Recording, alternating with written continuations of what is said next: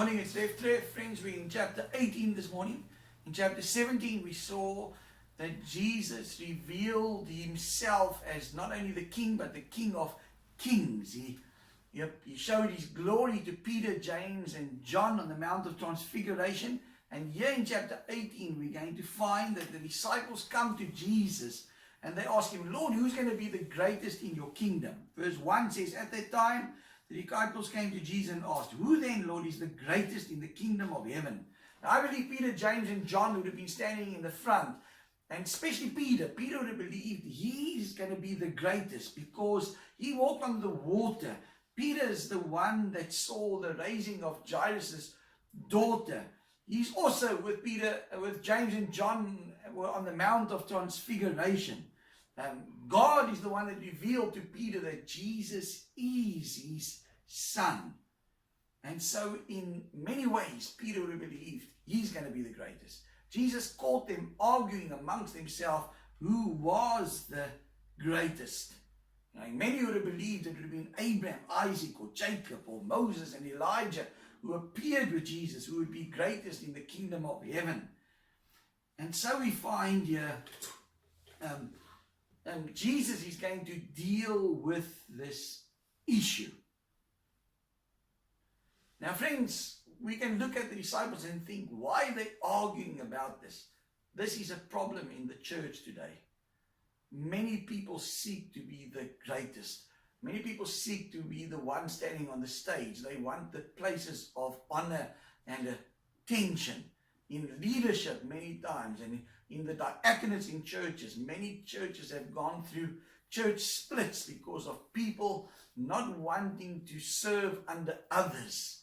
We are in leadership, those who pay the most tithes want the positions of greatness. This has been a problem throughout the ages.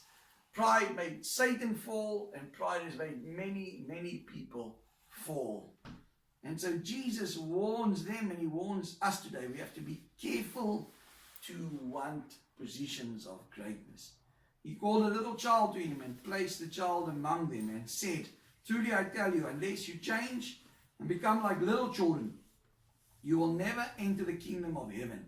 Now, the answer that Jesus gives would shock them, because he calls a kid and he says, this one, if you like this, you'll be great in the kingdom of heaven. The Bible doesn't say if it was a boy or a girl, doesn't tell us the child's name, because that's not what's important. Jesus is making an illustration here to his disciples. And what he's saying to them is, you have missed the mark. You're going in the wrong direction. You need to change your mindset. Now, Jesus isn't saying that they need to be childish, or they need to watch cartoons, or go back to creche, or talk like kids. That's not what he's saying. He's saying to them, because when we look at children have an ability to trust and depend on someone.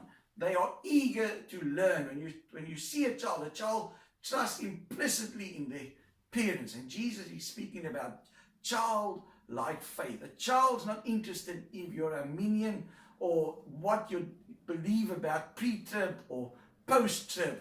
That's not what's important to them. They just trust.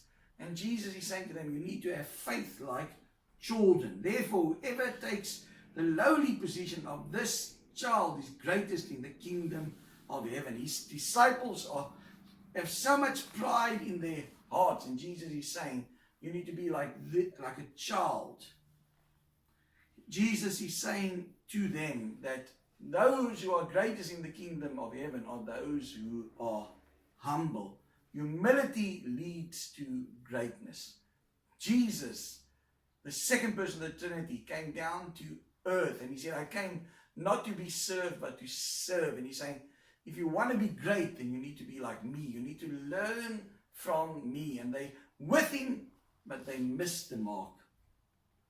And whoever welcomes one such child into my name welcomes me. Jesus says in his word, if we acknowledge him before men, he will acknowledge us before his Father. And he says here to us, if we welcome a child and not cause them to stumble, but welcome them into the kingdom of heaven, we are welcoming him.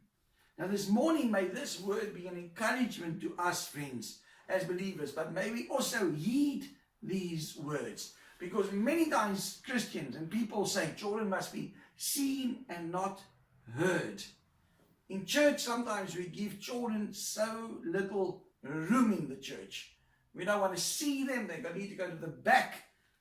Yet our Lord places great emphasis on children and on childlike faith. So next time you look at a child, don't just pass them by, because sometimes we can see such wonderful faith in children. And when you look at your child or look at children, is that the type of faith you have? Because that's what God calls us to have. This is Rev Trev. Have a great day. God bless you.